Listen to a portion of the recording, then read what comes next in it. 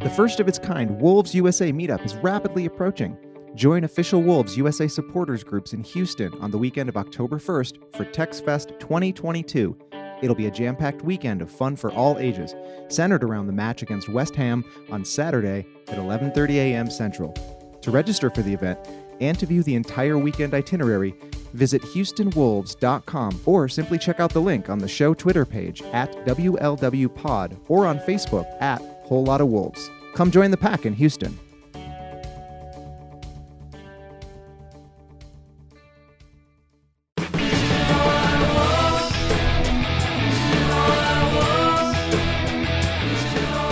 Welcome to Whole Lotta Wolves, episode 6 of season 3. We're your hosts. I'm Joshua Buckley. I'm Paul LePage.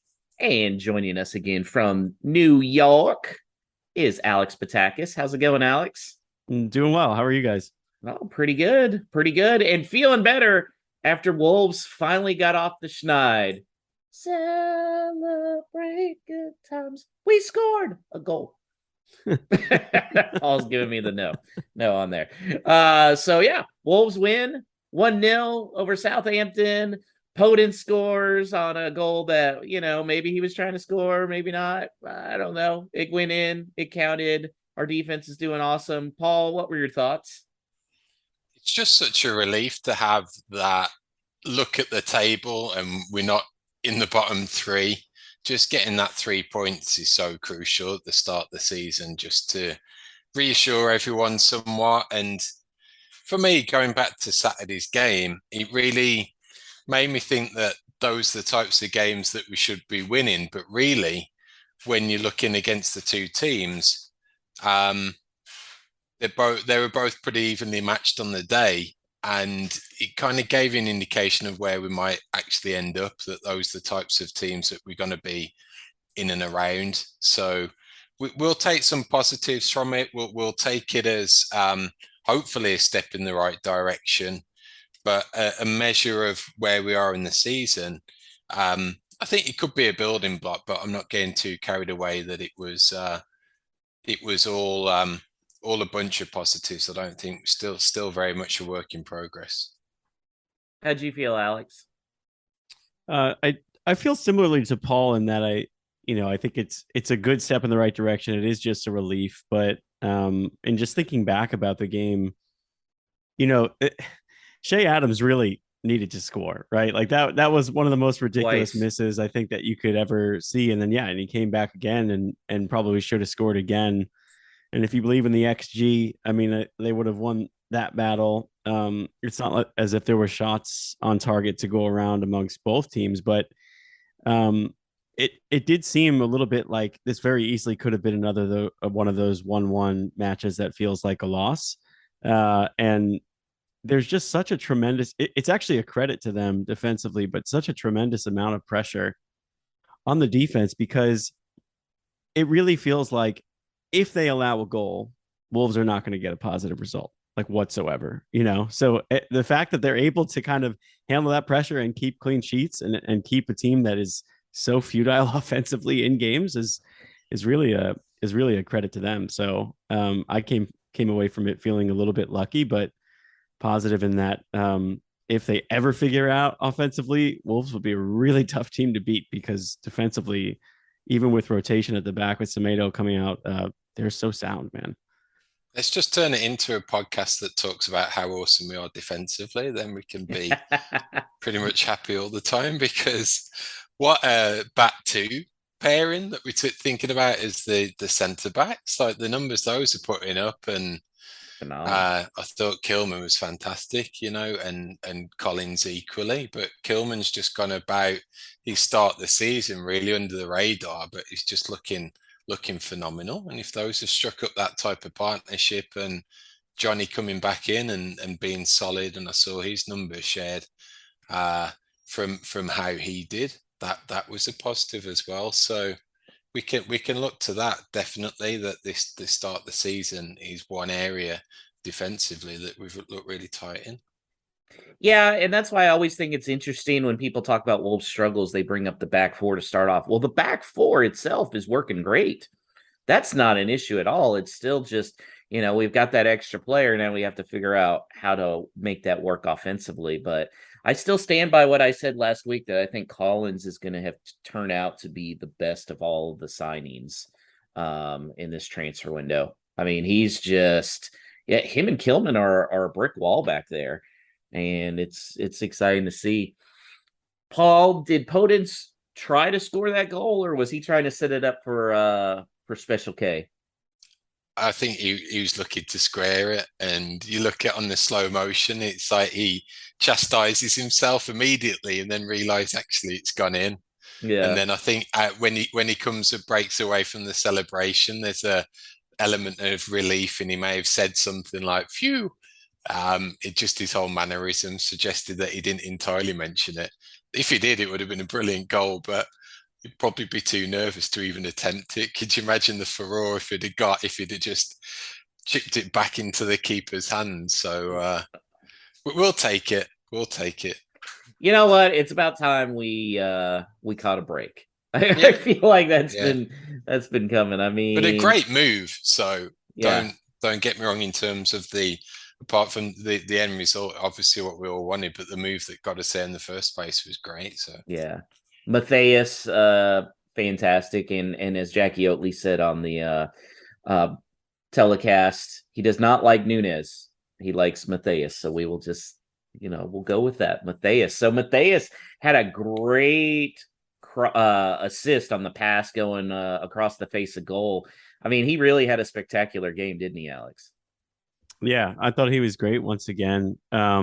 He's also, it's a credit to him that he's coming from, the Portuguese league. He's coming into the Premier League, and I know he's a really high quality player, but in a matter of a couple of weeks, he's also being asked to do something he didn't really do a whole lot of at Sporting. When you look back, like when any of us look back on what he was great at, and you watch his YouTube highlights, he was great. He would have been really good in Wolves' old system, right? Playing alongside of Neves. And I think we all assumed that Moutinho would have just been the guy who kind of drops to be a rotational player given his age, but he's playing in a midfield three, playing now on the right side when he used to play as a right-footed midfielder on the left.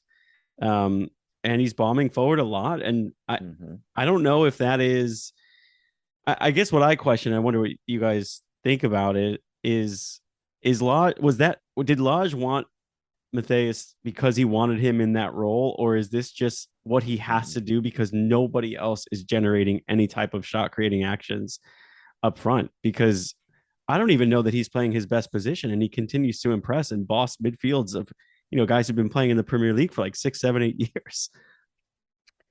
This could have been part of the way to get him, is he wanted to be playing more of an offensive role on the team if he was going to make a move to Wolves to improve his value. It's very obvious Matthias came looking at, this is not his destination. This is a step on the ladder. So he maybe figures like, hey, I can go to a place like this where they're promising me a little more creativity, a little more movement, and that'll just improve my value to the top clubs. What do you think of that, Paul?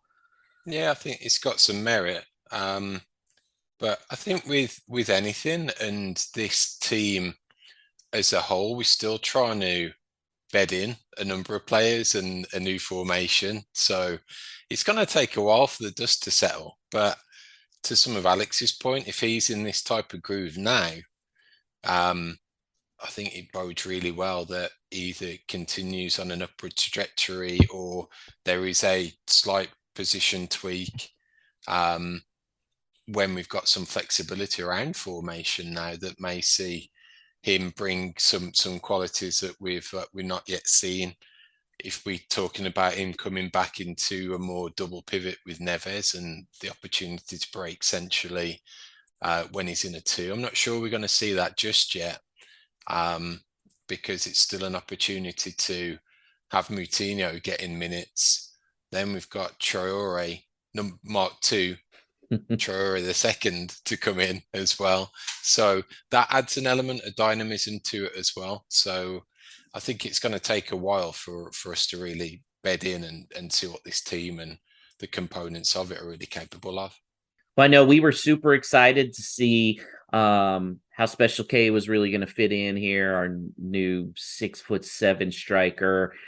Came into starting role right away because Raul was having a groin or chronic fatigue or whatever they want to tell us today that he was having. Was looking strong, got a bloody lip, but you could tell the potential, and then tears his ACL 35 minutes in. I mean, this is why we can't have nice things, guys. Paul, did you have any doubt that was a more serious injury than they were letting on after the game? No, not at all. I think you do have that worry if it is a half-time substitution that he did have some opportunity to run it off, and obviously from that point forward there was obviously something wrong that meant he couldn't come out for the second half. So that was a worry at the back of your mind. But then you're thinking, well, if it was that serious of an injury, then he would have come off when it originally happened. But who's to know the extent of it at the time and how he immediately reacted to it that allowed him to carry on. So it's such a blow, that again, just that you bring in these players in, it's an opportunity to try something new, an opportunity to try something that we've not had the chance to do yet. And the last 45 minutes, it's just typical Wolves, it feels. Yeah. What were your thoughts when he went down and they showed the replay and showed it was non-contact, Alex? Just disbelief. Here we go again. Like I just can't. Of course, this would happen. Then I got to Googling, and honestly, I really wasn't aware of his injury history coming in. And then I think it turned actually a little bit to anger and feeling similarly to before, in that it's great they made that signing. I thought he was going to be exactly what they needed. But now we've just got two players who we can't trust to be fit at one position rather than, a handful with one that at least we can. So yeah, I found myself becoming frustrated, and it's so hard to avoid, but like all I could think about is of all the times that Fabio could have been, developing somewhere else. This is the one time I really feel like he really could have been exactly what this team needs right now. And it's sour grapes, but man, I wish there was at least a recall option in that deal.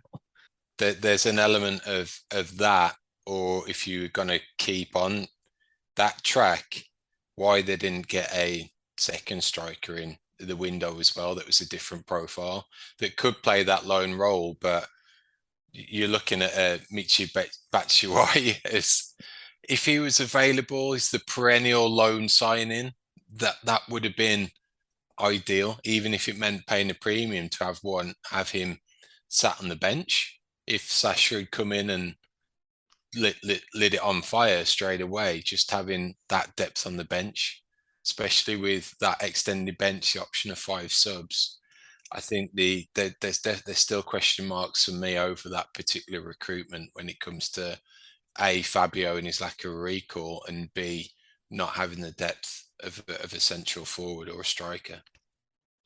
I'm curious as to who made sure that lack of recall clause was in there, if that was Fabio or if that was the club that he went to.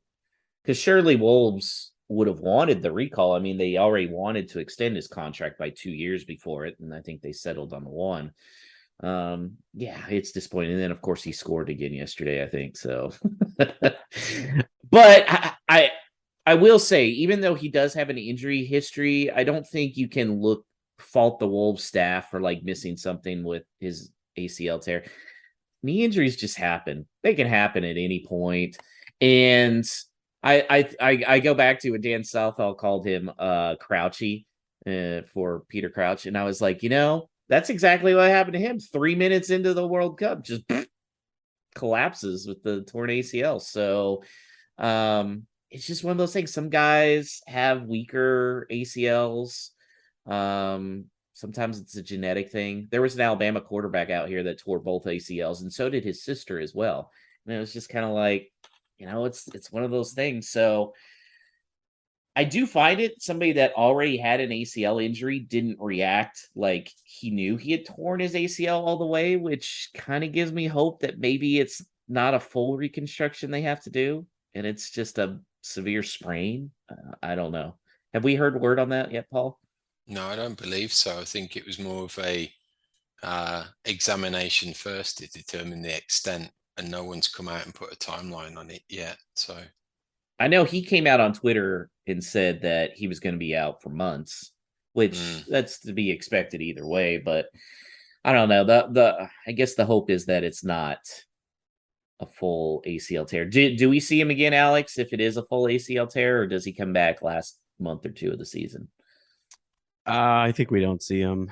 Yeah, and unfortunately, I think part of that is where I feel. Well, I should say this. I hope we don't see him because I feel that would mean we're comfortably mid-table and not in a relegation battle where we can kind of afford to maybe keep trotting out the team we have been trotting out most of the season without the danger of going down. Mm-hmm.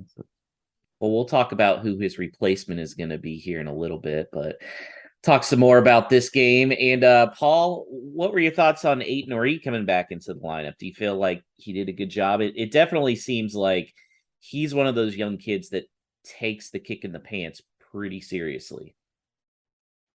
yeah, I think that it's a measure of his character and his professionalism, that his understanding and knows he may be coming in and out for these first few years as his career kicks on.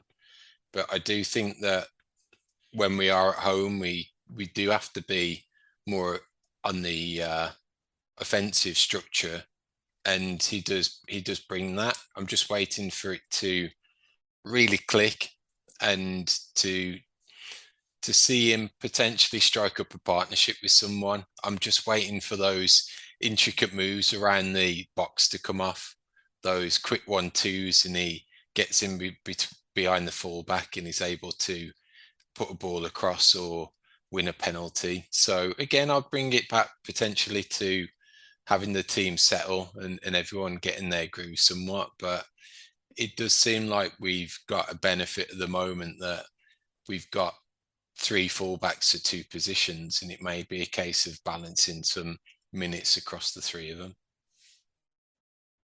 Alex, I kind of went on a limb and said that Neto has not been good. I don't understand why he's a shoe-in for every starting 11, because I don't think he's necessarily earned it right now. What are your thoughts on that? You think I'm crazy?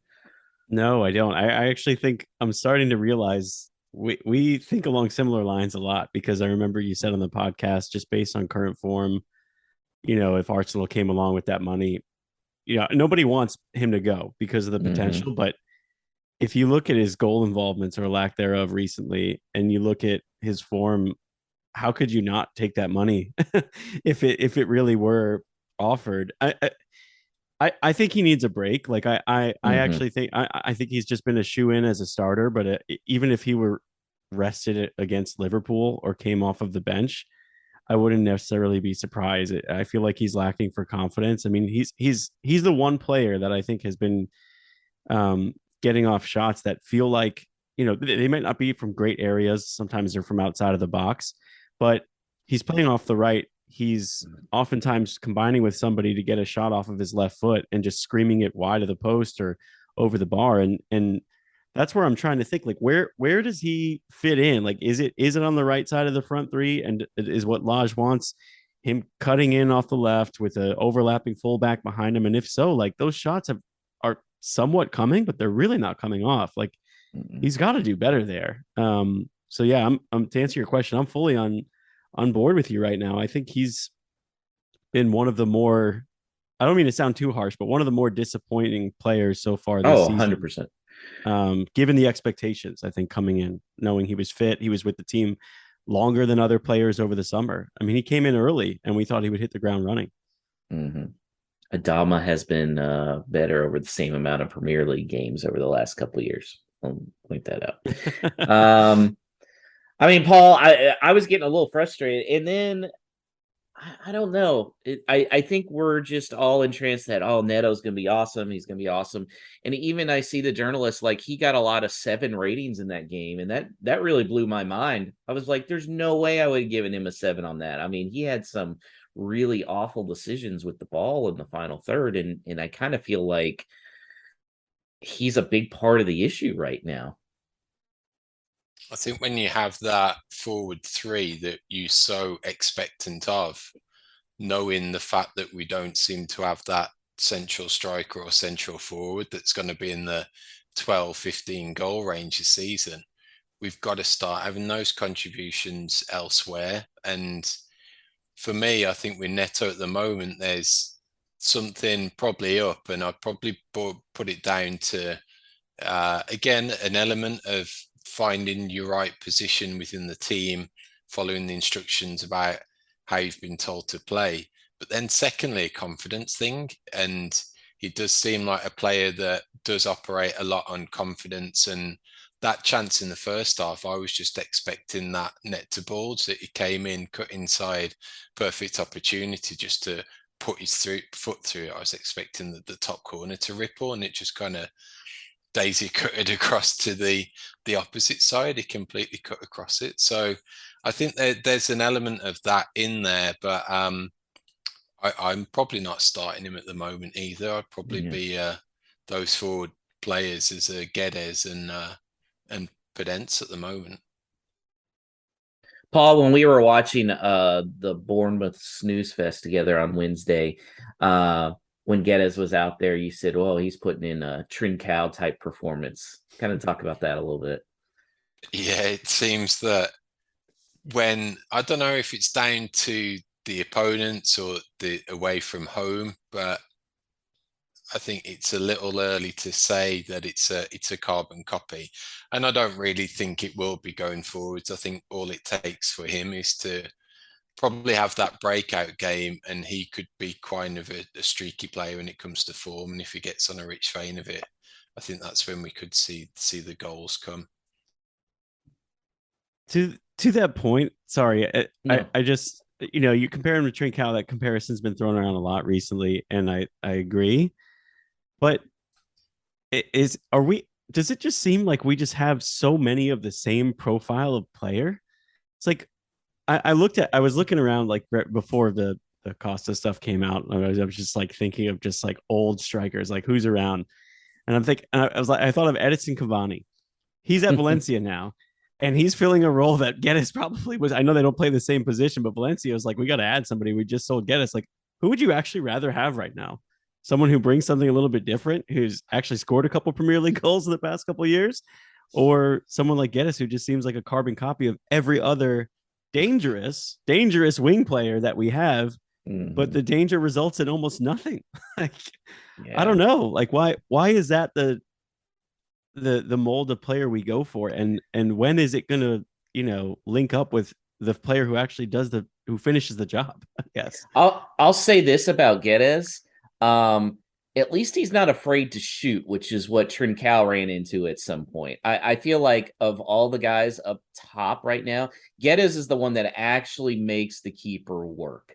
It may not be a great shot, but at least he's making the keeper make some kind of save, as easy as it may be. Neto's not doing that because they're sailing all over the place, and some of the other guys are just trying to make too many passes in there. So I do see the positives as Guedes. I think he's going to be another one that maybe he just needs to get that goal and start to get rolling on it.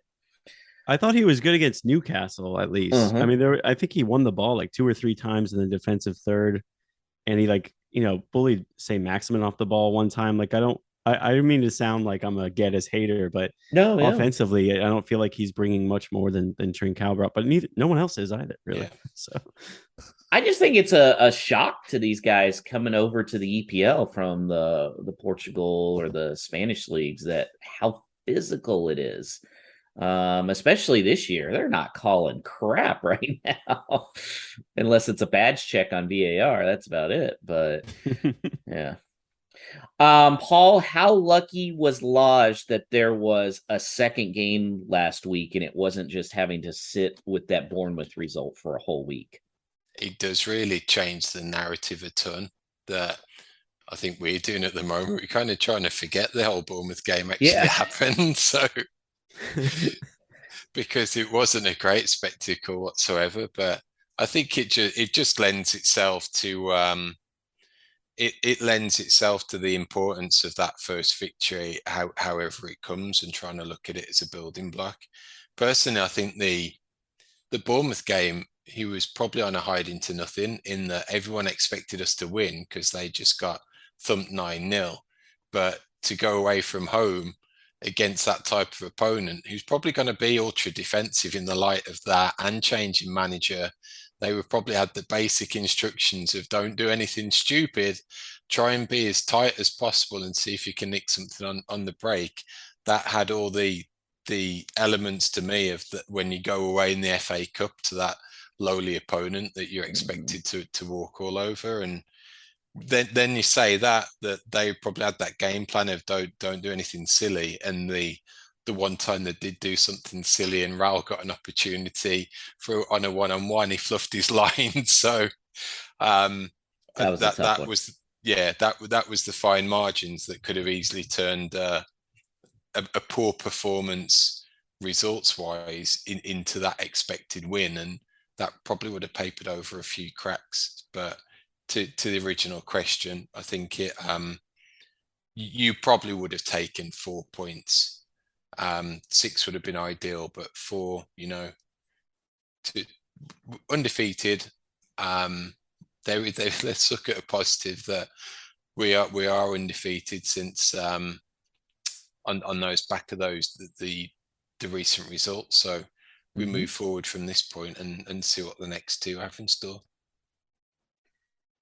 Alex, how hot would have been his seat if he would have lost to Southampton? I think he might have been gone even. I don't know. Wow. Maybe I was being like way too way too pessimistic. But with the investment and, the big boss of the building, I'm not saying he was there because Laj's job was on the line, but you could almost see that narrative being crafted, right? Another disappointing loss at home, another goalless performance. I don't know that I could have argued against it had they done it. If all things would have been equal, then Podence just chipped it into the gloves of the keeper. I feel like it, as hot as it can possibly get with that seat. Paul, if they did make a change, which I don't know, I was very frustrated at the Bournemouth game. I said this was the game that probably us Lodge backers were probably starting to waver a little bit. If they did make a change, though, who would they even get? Exactly. It often seems very, on the face of it, measured or strategic that they make these senior position appointments and they put some thought behind it. Even to the extent of when reports very, very early came out about potentially Nuno being on shaky ground, Large was a name that was mentioned then, but again, for 90% of the fan base are probably looking at each other and saying, well, who the heck's that? So it could be a case that that's going on, or they have got a successor lined up that would go under the radar and not many people know. But then if that happens, they would need to move pretty quickly. It doesn't seem that there would be any free agent or coaches there that could come in that would fit the profile. I can't really see a Sean Dyche rocking up to Molineux and putting on a Portuguese accent. So I don't know. I really couldn't point to anyone that could come in as a natural successor. The only flip side to that is we're in a much better position in terms of a strength of a squad that would be of an appeal to someone who was probably looking to make a switch from an existing club to say, well, you're going to come in and you've got all these assets at your disposal. Whereas then the last season and how shaky that could have been, maybe we weren't that ideal of a project at that particular time. Yeah, I think it's interesting. I mean, fans are going to be fans and always calling for somebody to get ousted. But honestly, like, what amount of change? It's not like they would fire Lodge and bring somebody in and suddenly we're scoring 4 goals a game. Ultimately, it's still the players. And my biggest issue with Lodge has always been the substitutions that they happen too late. And I don't understand why we're still having this, over a year in. There's no reason Adama shouldn't be coming in at the 60-minute mark every game instead of 70 or 75. You're just, kind of hurting him and the team more than anything. But yeah, it's one of those, be careful what you wish for. The grass just, it isn't always greener. How often does making a move this early actually work? Not very often. It's just a case of, I don't want to be one of those teams like a Watford that as soon as you're on shaky ground, boom, there goes the coach, and it's like a revolving door. I think with any type of setup like we've got, the importance of stability is crucial. That we really do. Hopefully, he's been back financially in terms of the squad and everything. So let's give him a little time to see what he can do with. Now, if we're getting closer towards the Christmas time, the transfer window's approaching, and we're not entirely where we need to be, then probably that's one area that you can look at as a time of the year that you could make that potential change. But I think he deserves somewhat of a longer leash, just because he's got these assets at his disposal now, which he's never had before. It's his real opportunity to put his stamp on the team, which he's never had. So if we can have a little patience and see what he does with it, let's reflect on it in 6 weeks and see where we are. I mean, look at Arsenal. Arsenal fans wanted Arteta run off big time, and he's turned it around big time. You just got to give these guys some chance. And I was as frustrated as anybody on Wednesday with that whole thing. But ultimately, you sit back and you're like, how much would a change at manager be? It's like baseball too. Oh, they're going to change the manager. Well, what's that really going to do? To me, the sport where like the head coach makes the biggest difference is American football. I still stand by that. Not saying that coaches in the other sports don't make a difference. They do, but it's not going to make an immediate boom. Like you're not going to just change everything all of a sudden. So we talked about how are we going to score goals, and it looks like the hopeful answer is one Mr. Diego Costa. Paul, what were your thoughts when you saw that name pop up on your timeline? I thought after the craziest transfer window that we've seen to have in some while, that it just got extended, and it seems so un-Wolves like that we've had to delve into the free agent market and see if there's anyone who's able to lace up their boots. Previously, we've been looking at that because we haven't been able to fill a squad, or we've had an underwhelming window, and it's like, well, who's kicking about that's left? Yesterday was like, well, who's available? Costa is available. Not only is he available, he's coming in on a trial. Forget the trial, he's coming in, and if he passes the medical, he's signing for the season. So credit that they're not messing around. I don't think it's got to be a master stroke in terms of a revolutionary signing by any stretch, but I'm glad that we can count on that type of character off the bench for 20 minutes when it's really needed.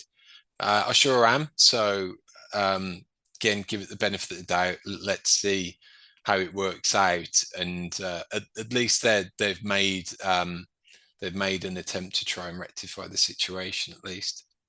Yeah, they didn't drag their feet. They didn't try and just bring in some unknown guy. They went, okay, we've just spent all this money. Now this guy's out. Okay, this is a serious issue. What are we going to do? That guy. And it was kind of nice just seeing a big name dude and somebody that's got a little nasty streak in him. How do you think that's going to fit with this team, Alex, that I think they can play tough, but they're also nice guys, and you're bringing in one of the ultimate agitators. How do you feel about that? I hope it rubs off. I mean, I think more than anything, the attitude is probably the best thing that he can bring to this team at this point at his age, and given that he hasn't played since December. Look, I think a lot of the attacking players, they have the talent. They sometimes are a little too passive. They're not necessarily, willing to run at guys when they should, because they probably can win a lot of those battles. And if you have 33-year-old Diego Costa there, who's probably going to get on you in training, he's going to get on you out in games if you're not pulling your weight. I think it's great, honestly. I think nastiness is exactly what they're lacking in that part of the field. I think he can come in and get them to stop thinking when they get in the box. I always feel like they get in the box and they're overthinking and they're just looking for the pass that's going to make it a sitter, a tap in. And then I watch Man City and I watch Haaland, and it's like that dude's he's just constant shooting, shoot.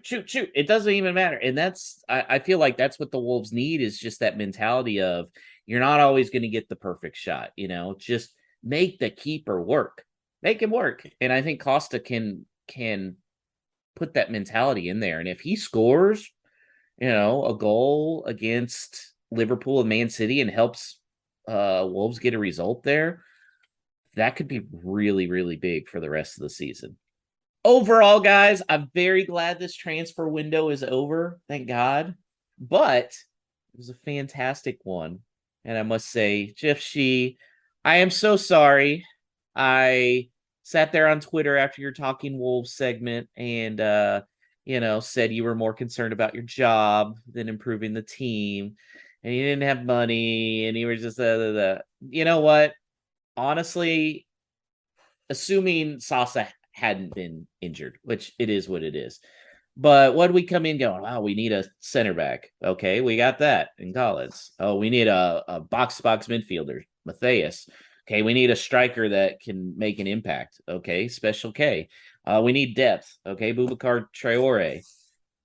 I feel like this was a great window. The only thing that could have made it a 10 for me, and it still honestly could get up to a 9.5 if Neves signs a new contract. Paul, best transfer window ever for Wolves? Close to. I don't think it's going to rival that initial promotion one that was just what felt like at the time Galacticos coming in, and then you were picking up these squad players in the mold of the first Traore. That was something special back in the day. But I think as a conscious effort to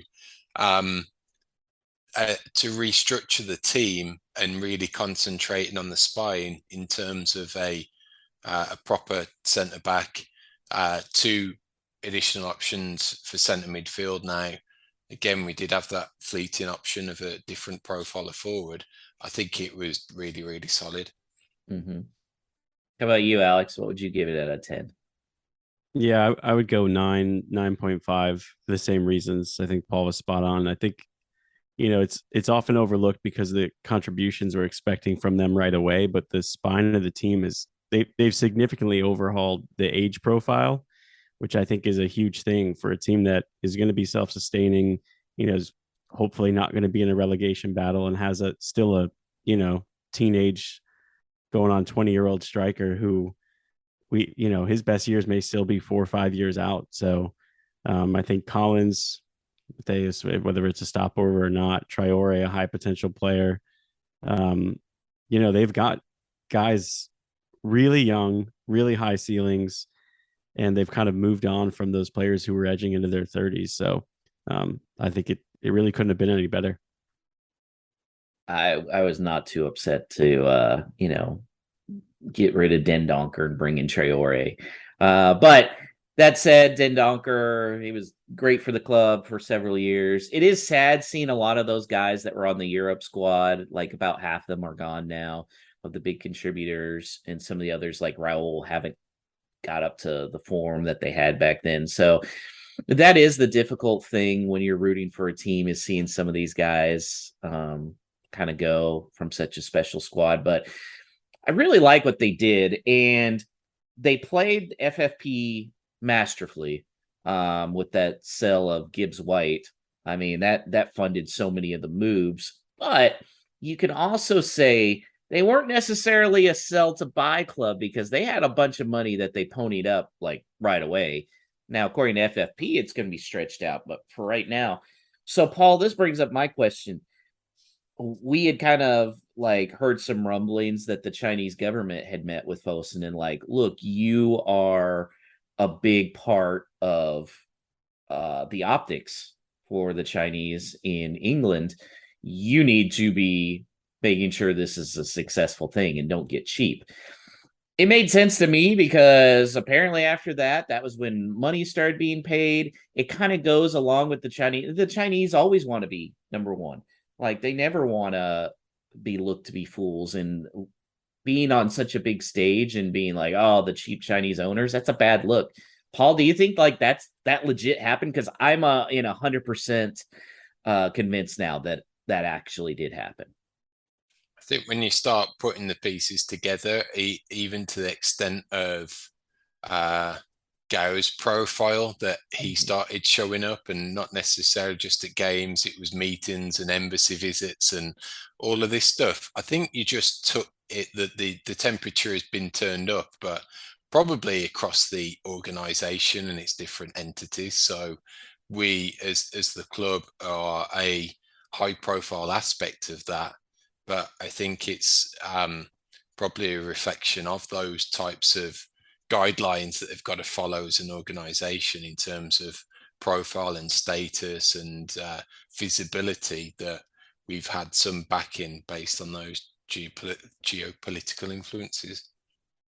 Because there are other Chinese owners throughout the world of soccer, but I think if you ask most like fans that at least know about the teams and everything, if you asked them, hey, who's the most high profile club owned by Chinese owners, they would say Wolves, right? Would you say that, Alex? Yeah, I think so. Just by nature of being in the league that they're in the Premier League, unless I'm completely blanking on another Premier League team with Chinese ownership, but I don't think so. Yeah. So I wouldn't be surprised if kind of what we saw, if we see it probably won't be to that extent again for a couple years. But I think it's going to be more closer to this than it was to what we saw last summer, where there was just nothing. And it makes sense. You can't take stuff for granted, because after that first game, it did look like we were in some big trouble unless they made some signings. And it was just every week, boom, boom, boom, and not little names either. You know, these are big guys that they brought in, big guys that we were fighting off people. So that's exciting. And they did it without blowing the FFP, which is, you know what? Hey, so we had that great Photoshop that was done by Andrew Barlow with me and, you know, Sellers and Jeff Shee and George Mendez, saying, we got to acknowledge he came through in the clutch, didn't he, Paul? Yeah, I think so.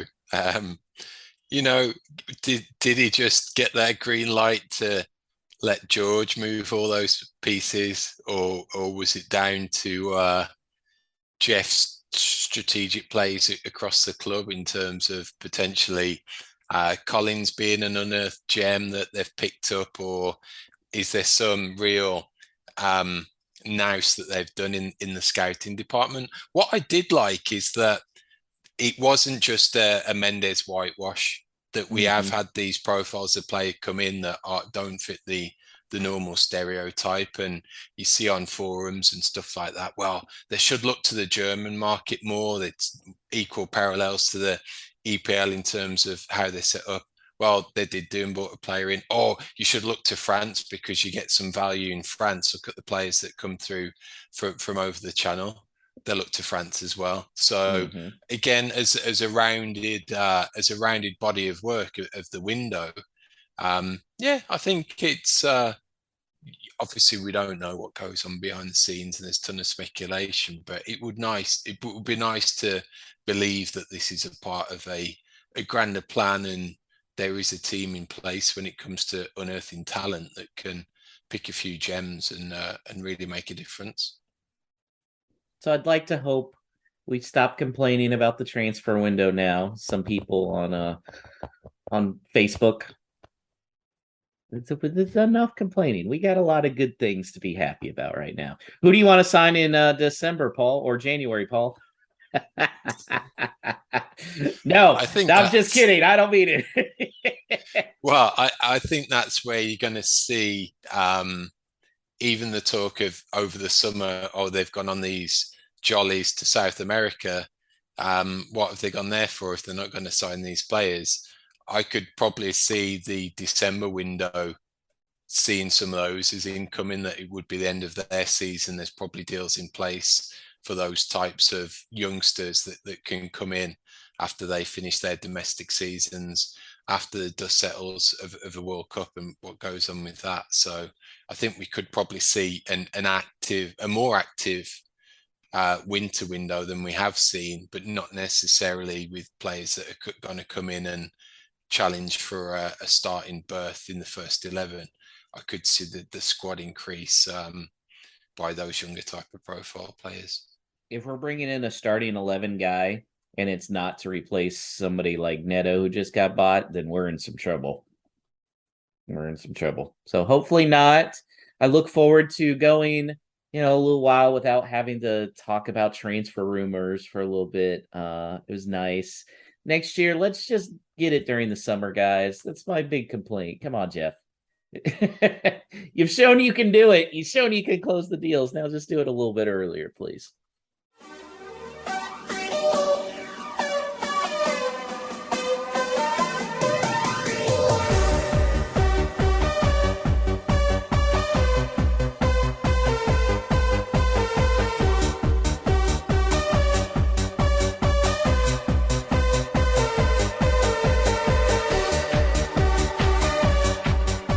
And here to help us preview the big match on Saturday against Liverpool is Ian Veary from the official Liverpool Supporters Club of Houston. How's it going, Ian?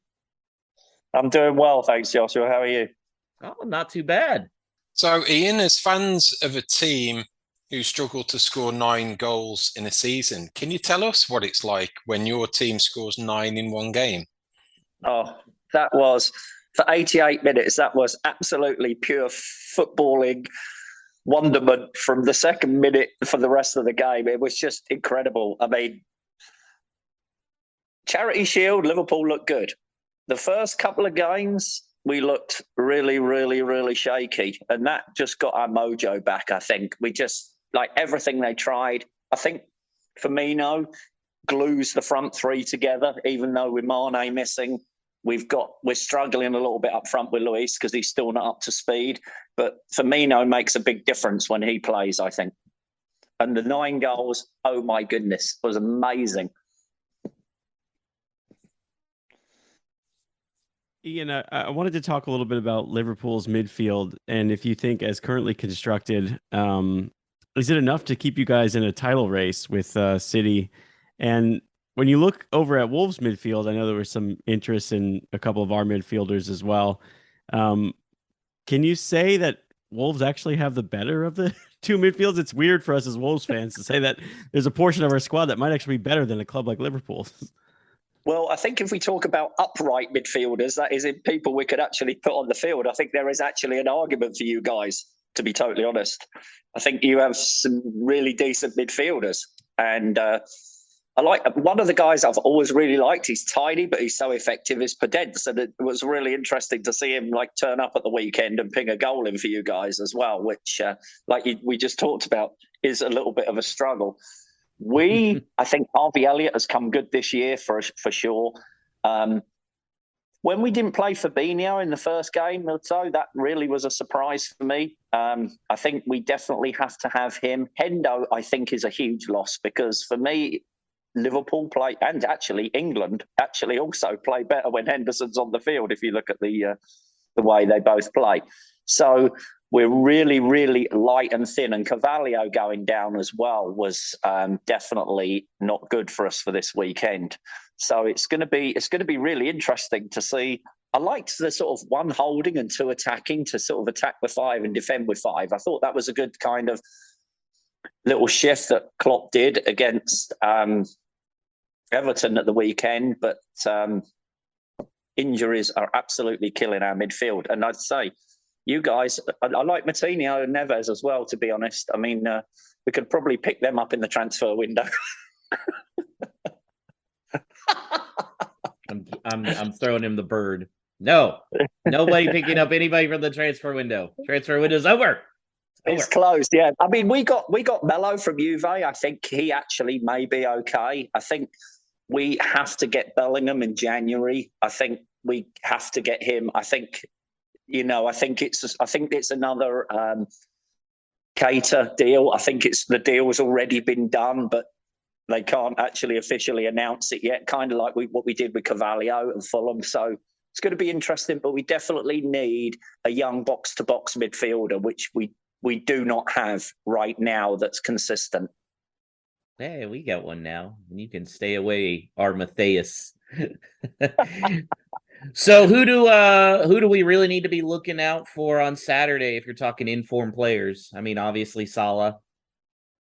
Salah, for me, has not been good since the AFCON. He came back from the AFCON and he has not still hit his stride. Plus, we've given him a huge pay raise and actually smashed Liverpool's transfer strategy. And I'm going to be a little bit controversial here. I think we sold the wrong player in the summer. Ooh, hot take right there. Yeah, I like I think Firmino has to play. I think when he's on the field, he's really started the season well. Jota, of course, you know him. He's still, I think, struggling and not back in stride. So Elliott, I think, has been our most exciting player this season. So if he has a good game, he's definitely starting to influence games more, which before he didn't. So it was really interesting is one of the things Liverpool has definitely changed is the 40, 50-yard pass from Van Dijk over to the top onto Salah's foot or Mane's foot. Of course, Mane's gone. You don't see that in games now. Since he came back from injury, he just doesn't seem to play that ball. It's more a 5-yard pass lateral to Gomez or a little bit to the outside. Or what I've noticed a lot is they're pigging balls into Fabinho when he's facing his own goal. And there's always two midfielders attacking him when he's trying to turn. And I think we've got to fix that because that's where we've got caught in a few games. I'm sure Jota will be ready to get back on track Saturday. That's usually his style. I'm sure he's chomping at the bit to play as well. Yeah.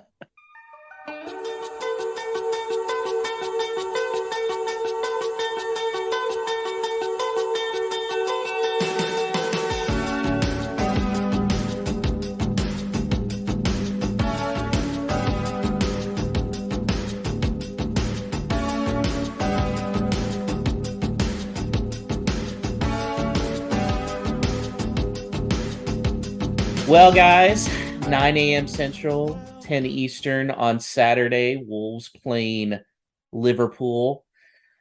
On paper, it looks very, very scary for us. I'm not going to lie. However, if you kind of look at the schedule and listen to what our good friend Ian was saying there, Liverpool's playing a lot of games right now. And even though we have back-to-back Liverpool in Man City, they've got Champions League starting up, and the matchups that they have right before us are not shoo-ins where they could just start their backups and get an easy group win.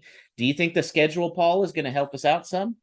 I think anytime you're playing a team that's going to be challenging at the start of the year, it's either going to go two ways. Either you're going to get steamrolled and everyone thinks that's exactly what was going to happen, or there's one of these teams or a couple that out the gate, they splutter and they misfire. And I think everyone saw it to begin with, that Manchester United losing to Brentford and getting absolutely stuffed there. Look how they've managed to turn it around. Even to the extent of Arsenal going out all guns blazing and then getting their comeuppance at Old Trafford yesterday. So maybe Liverpool's taking a little while to get going, and it could be one of the better times of the year to actually play them. I mean, Liverpool is at Napoli on Wednesday and then has to come back on Saturday. And it's the first game of Champions League with that group. I mean, that's not going to be an easy group for them because they're in there with Ajax and Rangers. So you really look at it, a road game against Napoli, they're going to be playing to win that game. I think so. Well, he's going to give Klopp something to moan about, isn't it? If it doesn't go in his favour, that we're sure going to hear about that. We didn't even get a game on push back to the Sunday. We played Wednesday, Saturday. Okay, we get it. You know, you're in a position to handle that. So it's not going to be easy by any stretch. And I don't think you can really look past it that it's going to be anything other than an uphill battle, regardless of schedule or what depth they've got in their squad to draw on. By the way, looking ahead to Man City, yes, they're at home the Wednesday before they play us, but it's against Dortmund. Guess who's going to be balling out against Dortmund and may kind of expend himself a little bit? Ideally, I may be looking at it, little old gold glasses, but I do think it's better than Liverpool just having a whole week of rest, Man City having a whole week of rest, and then coming in delivering the pain for us. Alex, what do you think of Liverpool's form? I mean, they had that big thumping, but I mean, it's not like they've been super, super dominant. No, and if not for a badge check, they'd be coming off of a loss in the Merseyside derby, and Connor Cody would have got his goal against his boyhood club, which would have been great. I would have been happy for him. Going to Napoli, extremely difficult. They're sitting second in Serie A, I believe, right now. I know they've had a really nice start to their season. I feel like Wolves are catching them at a right time, and I think that something that Ian said is that they're Fulham created a blueprint essentially for how you can give Liverpool some trouble, and I think I trust Lage enough tactically to be able to follow that blueprint and figure out ways to really make life difficult for them. So I'm fairly optimistic that this will be a really competitive one on Saturday. By the way, Alex, can you tell me who the keeper is for Napoli? He's a FIFA goalkeeping super kid.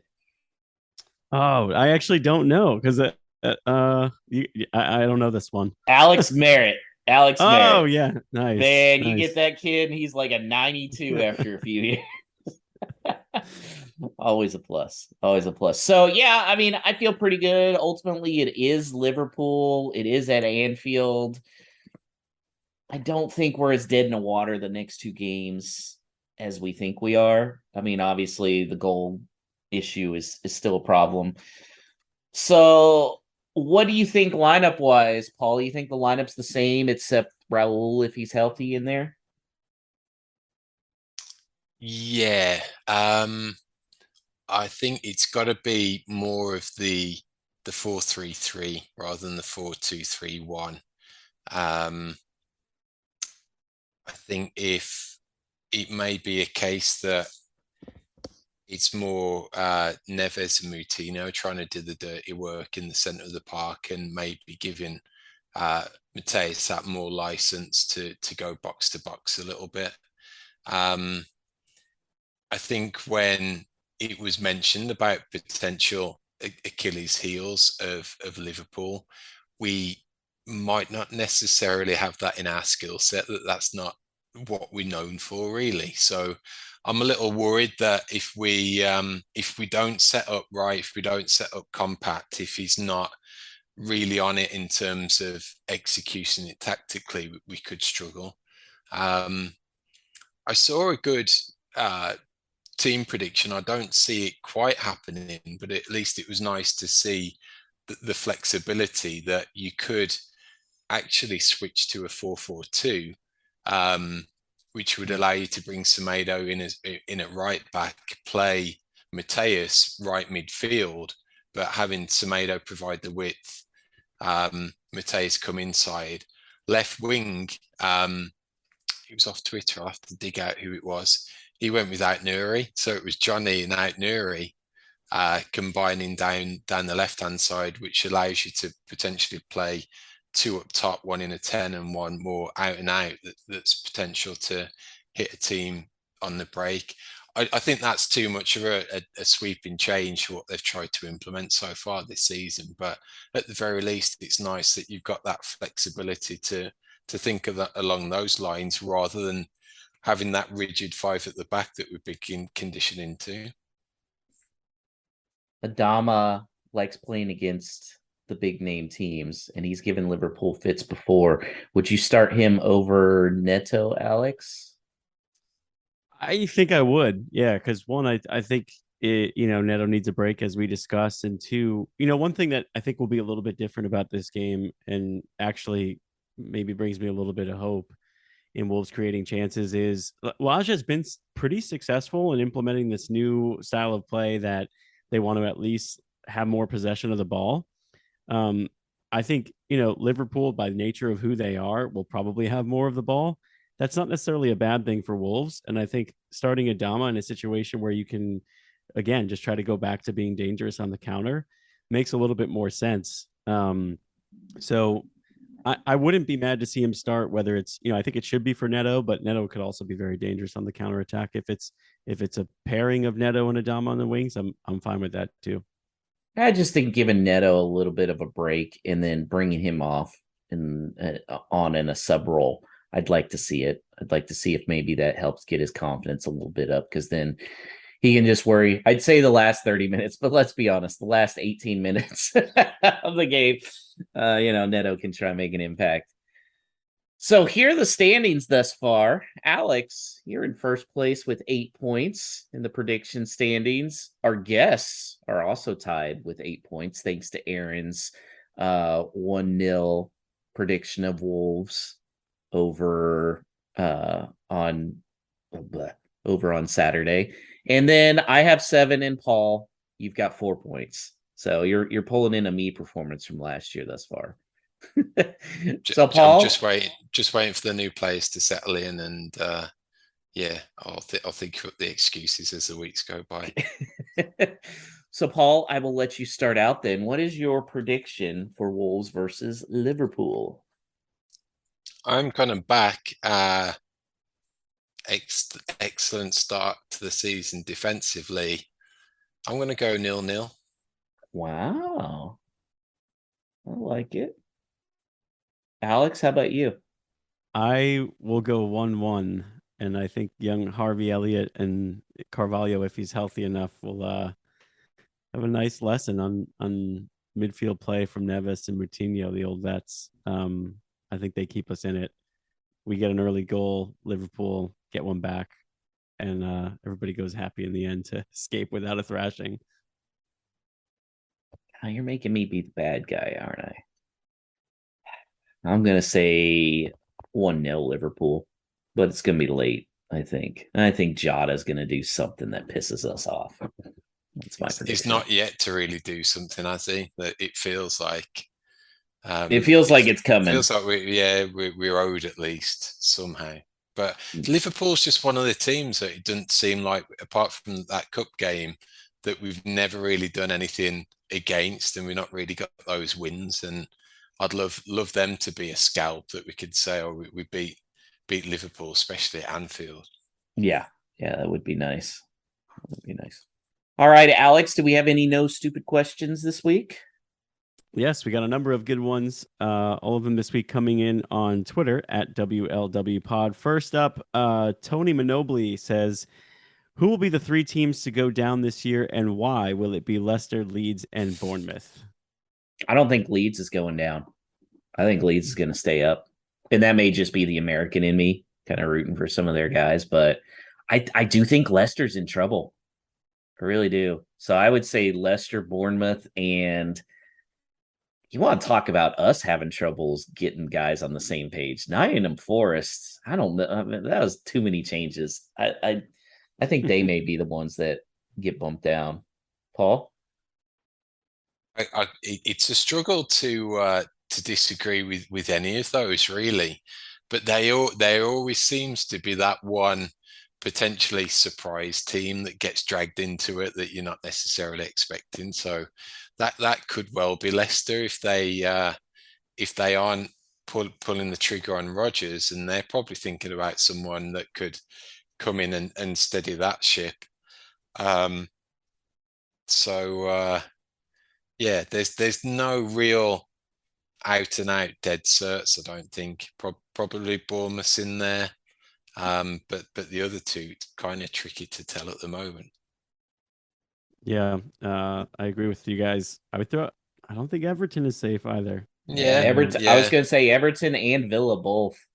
And this is where we talk about coaching in the EPL and versus other sports, in that there's a certain profile of manager that you definitely want in your corner when you've got those types of battles. And for me, like, jury's out on whether Frank Lampard's ever going to be that elite level coach. So if he gets them into trouble, is he going to have the skills and the dexterity to get them out of it? Personally, I don't think so. And they could have expanded all of their cats' lives, that actually the time is now for Everton, and they do suffer a relegation, which should be crippling if they've got that new stadium on the horizon. I feel bad if Leicester goes down, because I've always felt like Leicester has been that model team for those of us just outside the big six. But I mean, it sounds like they're in some big financial issues right now, and which is why they didn't make any moves. And I mean, selling Fofana, I think they're in some trouble. I'll be very curious to see what they're looking like once the World Cup break comes. All right, we've got a couple of Diego Costa related questions with him traveling to Wolverhampton for a medical this week. Let's start with our buddy Todd DeWitt on Twitter. How long before Diego Costa gets a yellow card in a Wolves kit? 25 minutes. It's got to be on debut. There's got to be something that, if Sasha can do his ACL on his debut, then there's got to be a booking for Costa, surely. Let's see. Let's do the math. So we don't use subs until like the 82nd minute. So it's got to be somewhere around there, because he probably won't start his first match, right? Yeah. And that may tick him off, and he just goes in and throws a shoulder into somebody. And Chase Branch on Twitter asked, I like this one, assuming the signing does happen, who starts more fights this season, him or Jose Sa? I think with I'm not sure if he's been reined in a little, but I think it was it twice in the Southampton game that he got pulled up, or at least someone was getting in his way, and he didn't seem as gung-ho like he was versus Brentford away last season, where he got into it. So are we seeing a new, somewhat reserved side to Jose Sa? Hopefully not. So they are two combustible characters potentially. Now, is this a fight against the other team or a fight in practice? I always feel like Sa is just going to flat out punch somebody who gets in his way when he's trying to get the ball out quick at some point. He gets so angry. I love it. But as far as who starts more, yeah, I think Costa. I think he's just going to come in with this nasty chip on his shoulder that nobody's been wanting him for the last year. Yeah, just by virtue of the position he plays, I feel like you have to go with him. Wolves would be an incredible team if the Premier League just like devolved into like a street fighting type of like with Adama, him, Costa possibly coming in, Jose Sa. Like, I wouldn't want to mess with those guys, man. I think Neto would be a sneaky one in there too. My pick as hardcore has been Johnny, because you're always skeptical of the little guy, but I think he'd be the one that steps up first and whacks someone and leads from the front, because you never expect it. Yeah, he's as tough as nails and won't back down for anyone. And then Podence would be down there slicing Achilles. Yeah. Yeah, the body shots are coming from him. Well, only because he can't reach your chin. Wolfman Jeff on Twitter. He says, we've had a high number of injuries for our side in the last year. Have they changed the turf at Compton recently? It's interesting. Ian was talking with me before you guys got on, and he was saying he's a chiropractor and he's seen a lot of medical injuries over the years. He said almost always it's Nike boots that are causing these soccer players ACL injuries. He said he's only seen one that was not Nike. I thought that was interesting. I've actually heard that before as well. Right. About the shoes being a big part of it. I don't know. Maybe the shoe. It's got to be the shoes, right? Paul, do you know anything about the turf there? No, it all looks the same to me. So do you put it down to bad luck? You've got to think that the medical team would have done their due diligence, and I don't know. Is it just us? But is there more frequent these types of injuries? That is it down to the footwear, down to the type of grass that you've got a more synthetic version of it now? I don't think the turf at Molineux is like 100% like grass. I think it's got like AstroTurf stitched into it to help keep it together and things. So do those elements play into it? But you'd always think that technology would be building year on year to keep injuries down, yet it doesn't seem to be happening. So who knows? Alex, I don't know if you know this, the Houston Texans stadium out here, they used to use real grass, but because they couldn't grow it in the stadium, they would grow it on pallets like 30 minutes away and then bring it in every game and be laying down the pallets. And man, that was just asking for knee injuries. Like Wes Welker destroyed his knee on the surface one time because they'd get caught in between where the seams were, and just it was nasty. I'll be curious to see how they fix that for the World Cup out here. Ian was the second person that I've heard recently talking about Nike shoes and ACL injuries. So I thought, and Achilles injuries too. So I thought that was very interesting. Achilles, Liz Frank. I don't know. I'm not going to wear Nike shoes. We're not trying to get Nike as a sponsor, right, Paul? Yeah, I was just going to say we got none of their lawyers are listening. I don't think I'll have to look to see if there's any listeners from Beaverton in Portland. But yeah, we'll have to be whisper it quietly if we're going to out Nike. Yeah, complete speculation, 100%. Yes. No stats behind it at all. But it's just the second time I've heard it from somebody that is around the game a lot. Yeah. I bought a pair of Nikes last week for a 5-a-side team that's starting in a month. So RIP. When I no-show the pod and then I show up a week later, like in post-surgery, I'll let you know. Just for some context, I tore my Achilles playing in Pumas, so they're not off the hook either. So yeah, man, you're a tall guy too. I bet that was a nasty rehab. Yeah. I was carrying a little bit extra timber as well, and I think they were just making me lose a few pounds by pushing me even harder as well. I was doing those like the rope things and then pushing that crate thing up and down. It was brutal. Never want to do that again. Worst I've done is destroy my ankle jumping off the porch and twisted it bad and tore like all but a couple ligaments. And that was a week before Hurricane Harvey hit here. So I was having to walk around in a boot that was covered in a trash bag to keep keep my foot from getting waterlogged. So I was not wearing Nikes then either. So see, Nike, it's not all bad. Not all bad. We'll take your money, Nike. I am mad at Nike for these awful US kits. Not off the hook yet. Looks like a training wear or something. It's so uninspiring. That's it for No Stupid Questions this week. You can always tweet your questions at us at WLWpod. Email them to hello@wholelotofwolves.com or reach out to any of us directly, of course, on Twitter as well. Nothing is off the table. We enjoy fielding all kinds of questions. So keep them coming. I think we need the question this week is we need another movie to base this season on after Bromance with an option to buy. So come on, you guys. Be thinking of some creative stuff that Andrew can get on there and do some nice photoshopping.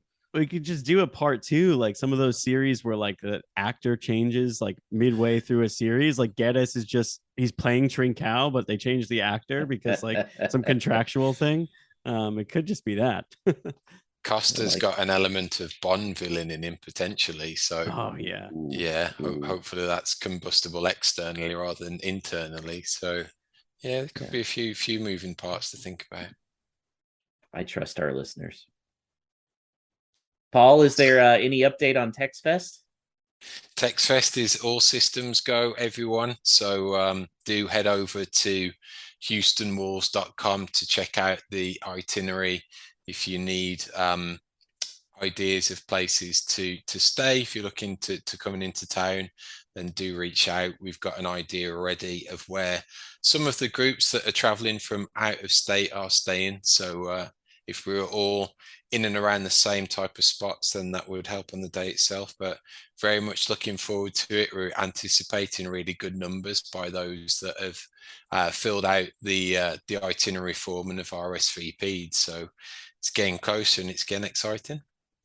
I'm really excited to meet some of these guys. Alex, any word on you? Still TBD, but again, I still have that flight, so I should know very soon. There's a lot of moving parts here. A lot of moving parts. It's like the transfer window for Alex. Yeah, pretty much. So, but no, I would really love to be there. I think we have some other New Yorkers going as well anyway. So I hope to be part of that contingent. Awesome. That brings this week's show to an end, dear listeners.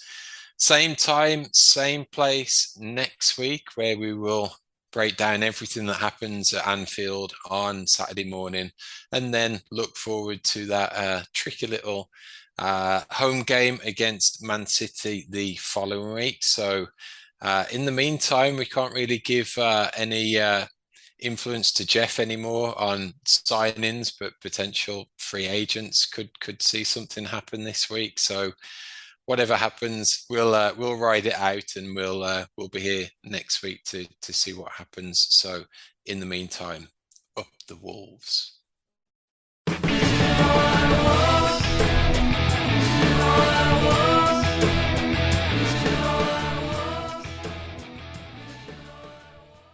Whole Lotta Wolves is self-funded, so if you're interested in sponsorship opportunities as a way to reach a niche audience, email hello@wholelottawolves.com for our sponsor packages. Just want to make a contribution as a listener who enjoys the show? Then head to buymeacoffee.com/WLWpod. That's buymeacoffee.com/WLWpod. We greatly appreciate any contribution. Up the Wolves.